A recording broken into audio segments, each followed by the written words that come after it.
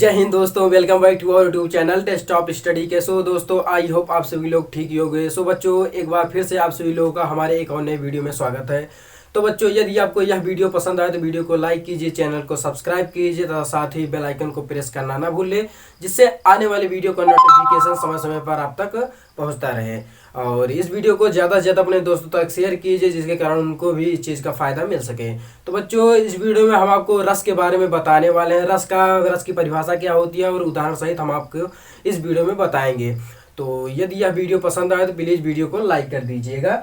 तो चलते हैं अपने टॉपिक की ओर बच्चों। तो हमारा जो बच्चों आज का जो टॉपिक है रस, हमारा जो टॉपिक है जो कि हिंदी से है, क्लास 12 या क्लास 10 या 12 कोई भी बच्चा हो ये इसे पढ़ सकता है। तो रस से संबंधित क्वेश्चन है। तो रस, जैसा कि आप सभी लोग पता ही होगा कि रस जो माना जाता है कि भरत मुनि के अनुसार अगर कहा जाए तो रसों की संख्या जो थी बच्चों वो 8 थी। भरत मुनि के अनुसार रसों की संख्या, भरत मुनि ने माना था कि रसों की संख्या 8 होती है, जबकि अनेक आचार्यों या विद्वानों का मत था कि रसों की संख्या 9 होती है। रसों की संख्या 9 होती है, जबकि सूरदास जी का ने 2 रसों को दे करके इनकी वर्तमान समय में इनकी जो संख्या कर दी है, रसों की संख्या बच्चों 11 कर दी। वो रस कौन कौन से जो दिए थे सूरदास, वो बच्चों थे वात्सल और भक्ति रस। वात्सल्य और भक्ति रस दे करके वर्तमान समय में रसों की संख्या 11 कर दिए थे, अर्थात 11 रसों की संख्या कर दी थी। तो अब हम चलते हैं। सबसे पहले अगर आपको इनकी परिभाषा जानना है तो बच्चों सबसे पहले रस का नाम आपको याद होना चाहिए, उसके बाद उनका स्थायी भाव याद होना चाहिए।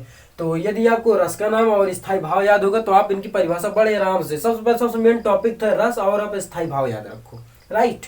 तो यदि आप स्थायी भाव याद रखोगे तो आपको ऑटोमेटिक ही इसकी आप परिभाषा बना सकते हो। है श्रृंगार रस। तो श्रृंगार रस की जो बच्चों स्थायी भाव होता है वो होता है रति। रति का अर्थ होता है प्रेम भी होता है, राइट। रति कहो या प्रेम कहो। और इस श्रृंगार रस को भी 2 भागों में बांटा गया है। एक होता है संयोग श्रृंगार और एक होता है वियोग श्रृंगार। तो यदि आप और इसके बारे में डिटेल में जानना चाहते हो तो आप कमेंट करके बता दीजिएगा, हम इससे संबंधित और भी वीडियो बना देंगे श्रृंगार रस के। तो ये हो गया हमारा श्रृंगार रस। दूसरा है बच्चों हास्य रस। हास्य रस का जो स्थायी भाव होता है हास। हास अर्थात हंसी, हास, हास अर्थात हंसी, हास। अगला है करुण रस। करुण रस का जो स्थायी भाव होता है शोक होता है। करुण रस का स्थायी भाव शोक होता है। अगला है रौद्र रस। रौद्र रस का जो स्थायी भाव होता है बच्चों क्रोध होता है। क्रोध, रौद्र का क्रोध। और वीर रस का स्थायी भाव होता है उत्साह, उत्साह। ओके। अगला है भयानक। भयानक रस।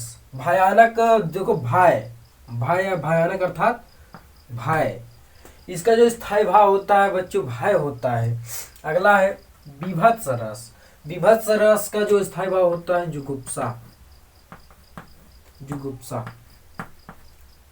बीभत्स रस का स्थायी भाव जुगुप्सा होता है। अगला है अद्भुत।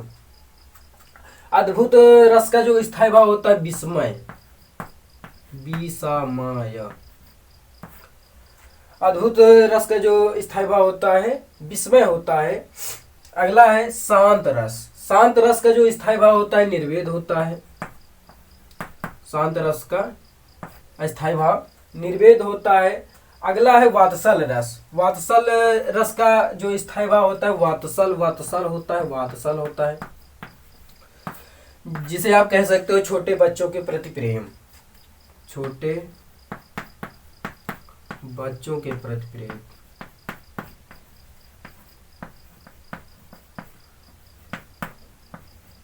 छोटे बच्चों के प्रति प्रेम। अगला है भक्ति रस। भक्ति रस का जो बच्चों स्थायी भाव होता है ईश्वर विषयक रति या ईश्वर के प्रति प्रेम, ईश्वर विषयक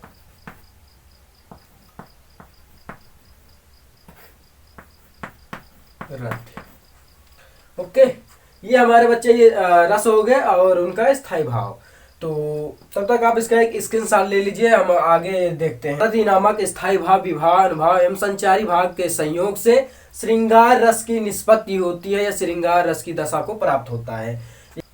नायक या नायिका के मन में रति नामक स्थायी भाव विवाह एवं संचारी भाव के संयोग से श्रृंगार रस की दशा को प्राप्त होता है कि राम के रूप निहारत जानकी कंकन के नग की पर छाई। या एक और उदाहरण लिख सकते हो, लता ओट सब सखिन लखाए श्यामल गौर किशोर सुहाए। तो ये है बच्चों श्रृंगार रस का उदाहरण कि लता ओट सब सखिन लखाए श्यामल गौर किशोर सुहाए। तो बच्चों आई होप आपको ये श्रृंगार रस समझ में आ गया है।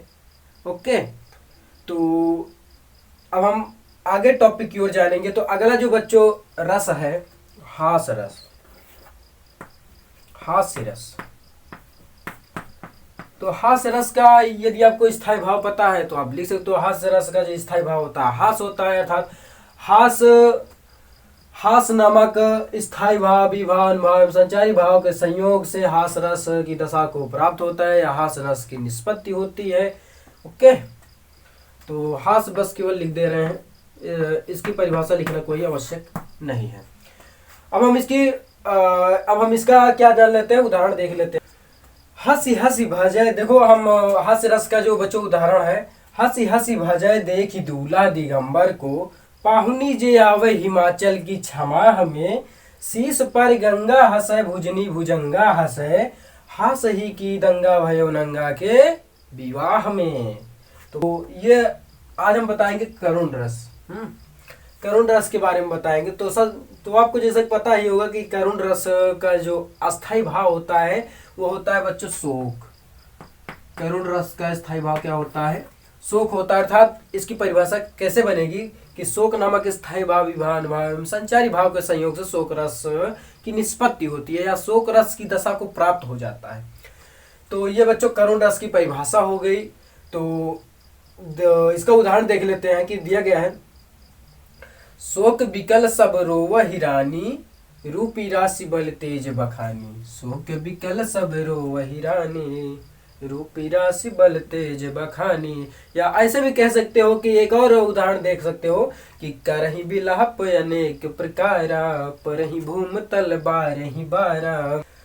तो ये हो गया हमारा बच्चों करुण रस उदाहरण परिभाषा, राइट। अगला है रौद्र रस। रौद्र रस का जो स्थायी भाव होता है बच्चों क्रोध होता है। अर्थात ऐसा कह सकते हैं कि क्रोध नामक स्थायी भाव विभाव में अनुभाव एवं संचारी भाव के संयोग से रौद्र रस की निष्पत्ति होती है, राइट। उदाहरण देख लेते हैं कि उस काल मारे क्रोध के तन कांपने उनका लगा मानो हवा के वेग से या मानो हवा के जोर से सोता हुआ सागर जगा, राइट। तो ये हो गया बच्चों रौद्र रस। रौद्र रस का उदाहरण एवं परिभाषा।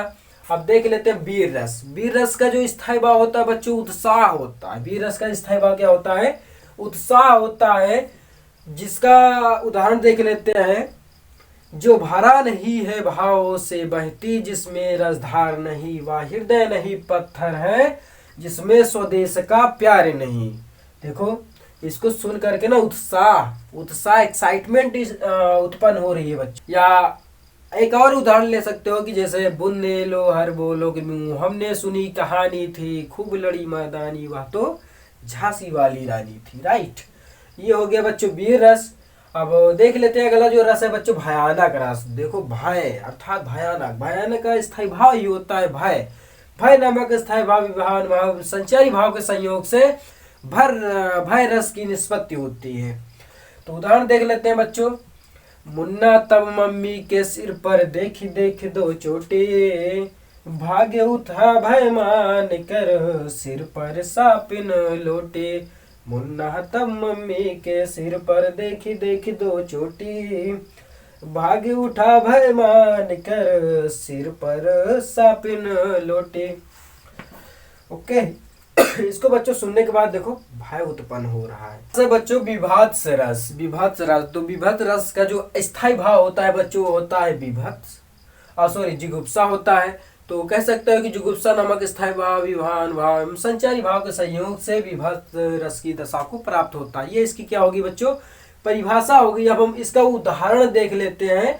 उदाहरण देखो दिया गया है कि सिर पर बैठो काग आँख दो खात निकारत खींचती खींचत जीवा ही स्यार आतहि आनंद उर धावत। तो 3 बार आप इसे पढ़िएगा, बड़े आराम से आपको ये उदाहरण याद हो जाएगा। अगला देखो, रस दे दिया गया है अद्भुत रस। अद्भुत रस का जो बच्चों स्थायी भाव होता है विस्मय होता है, राइट। अद्भुत, अद्भुत का विस्मय।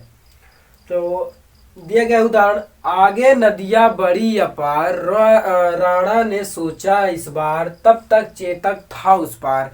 तो क्लास अगर 10th के बच्चे होंगे, अगर इस वीडियो को देख रहे हैं, तो उनको ये जो दिया गया है टॉपिक, ये उदाहरण आपको ये उसमें मिल जाएगा, महाराणा प्रताप मेवाड़ मुकुट खंडकाव्य में। अगला रस देख लेते हैं शांत रस। तो बच्चों शांत रस का उदाहरण देख लेते हैं। शांत रस का स्थायी भाव जो होता है निर्वेद होता है। आप कह सकते हो कि निर्वेद नामक स्थायी भाव विभावन भाव एवं संचारी भाव से संयोग से शांत रस की निष्पत्ति होती है, शांत रस की दशा को प्राप्त होता है। तो उदाहरण देख लेते हैं कि काहिर नलनी तू कुमिलानी, काहिर नलनी तू कुमिलानी, तेरे ही नाली सरोवर पानी। तो ये बच्चों शांत रस है। ओके, अगला है वात्सल्य रस। आप कह सकते हो छोटे बच्चों के प्रति प्रेम। वात्सल्य, वात्सल्य का वत्सल होता है यानी छोटे बच्चों का प्रेम, यानी वत्सल नामक स्थायी भाव अनुभाव संचारी भाव के सहयोग से वात्सल्य रस की निष्पत्ति होती है। उदाहरण दिया गया है, किलकति कान्य घुट रही आवत, मनि मह कनक नंद के आंगन, बिंब पकड़िब धावत। आई होप दोस्तों आपको ये सारे रस समझ में आ गए हैं, उदाहरण सहित परिभाषा सहित हमने आपको बता दिया है। यदि आपको रस और उनके स्थायी भाव पता है तो आपको परिभाषा बड़े आराम से याद हो जाएगी, और बस केवल आपको उदाहरण याद करना रहेगा। तो उदाहरण भी हमने बहुत प्यारे प्यारे उदाहरण दे दिए हैं, तो आपको ये सारे याद हो जाएंगे। ये 2 नंबर के क्वेश्चन है, 2 नंबर के पूछे जाते हैं, तो बच्चों इन्हें एकदम क्लियर कर लो, क्योंकि ये जो 2-2 नंबर होते हैं ना, इन्हीं से ही हमारा परसेंटेज बनता है। तो बच्चों यदि आपको ये वीडियो पसंद आए तो प्लीज़ वीडियो को लाइक कीजिए, चैनल को सब्सक्राइब कीजिए, साथ ही बेल आइकन को प्रेस करना ना भूलें, जिससे आने वाले वीडियो का नोटिफिकेशन सबसे पहले आप तक पहुंच सके। और इस वीडियो को यदि अभी तक शेयर नहीं किया है तो प्लीज़ इस वीडियो को अपने दोस्तों तक शेयर कीजिए, जिसके कारण उनको भी इस चीज़ का फ़ायदा मिल सके। तो यदि आप हमारे इस चैनल पर नए हो तो प्लीज़ दिख रही लाल बटन का आइकन दिख करके उस पर क्लिक करके ऑल पर क्लिक कर लीजिए, जिससे आगे आने वाली वीडियो का नोटिफिकेशन आप तक सबसे पहले पहुंच सके। और यदि अभी तक आपने हमें इंस्टाग्राम पर फॉलो नहीं किया है तो आपको ये पास में इंस्टाग्राम की आईडी दे दी जाएगी, तो आप जाकर के वहाँ हमें फॉलो कर सकते हैं। तो बच्चों दीजिए हमें इजाज़त, मिलते हैं अगली वीडियो में। जय हिंद दोस्तों।